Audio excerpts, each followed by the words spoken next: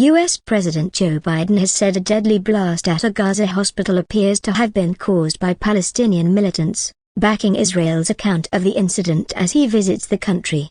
Mr. Biden, who landed in Tel Aviv on Wednesday, said he was deeply saddened and outraged by the explosion. Israel's military said it was caused by a failed Palestinian rocket launch. But Palestinian officials said an Israeli airstrike hit the hospital. Health officials in Gaza have said almost 500 people were killed in the explosion, but no death toll has been confirmed. Mr. Biden's high-stakes visit has been overshadowed by the blast at the Al-Ahli Arab Hospital on Tuesday evening, which has further inflamed tensions and sparked protests across the region.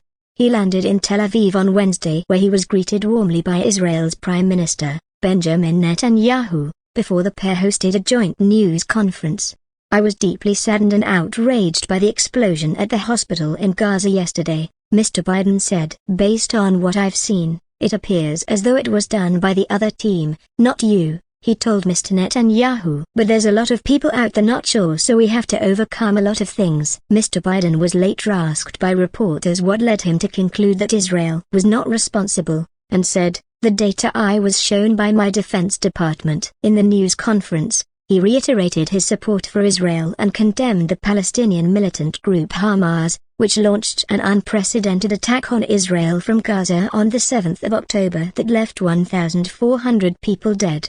At least 3,000 people have been killed in retaliatory Israeli strikes on Gaza, according to Palestinian health officials. Mr. Biden had planned to travel from Israel to Jordan to meet King Abdullah, Palestinian Authority President Mahmoud Abbas and Egyptian President Abdel Fattah al-Sisi, but that leg of the trip was cancelled after the hospital blast on Tuesday.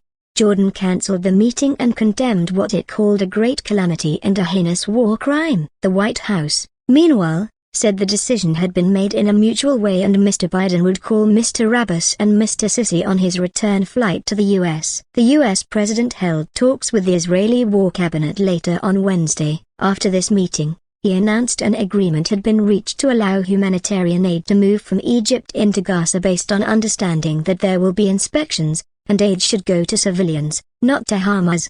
The Israeli Prime Minister's office confirmed the agreement, which it said had come in light of President Biden's demand. It is unclear when aid will start to move into Gaza. Mr. Biden also said $100 million, £82 meters, in U.S. funding would be allocated to support Palestinian civilians. Concern over the humanitarian situation in Gaza has grown in recent days, with food, water and medicine in short supply. Authorities in Gaza, which is governed by Hamas, have said 500 people died in the hospital explosion on Tuesday, which one doctor called a massacre.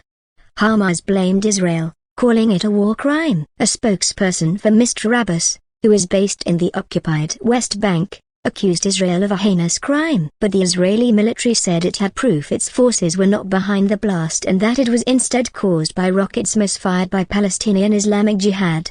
According to our intelligence, Hamas checked the reports, understood it was an Islamic Jihad rocket that had misfired, and decided to launch a global media campaign to hide what really happened. Spokesman Rear Admiral Daniel Hagari told a briefing on Tuesday. They went as far as inflating the number of casualties,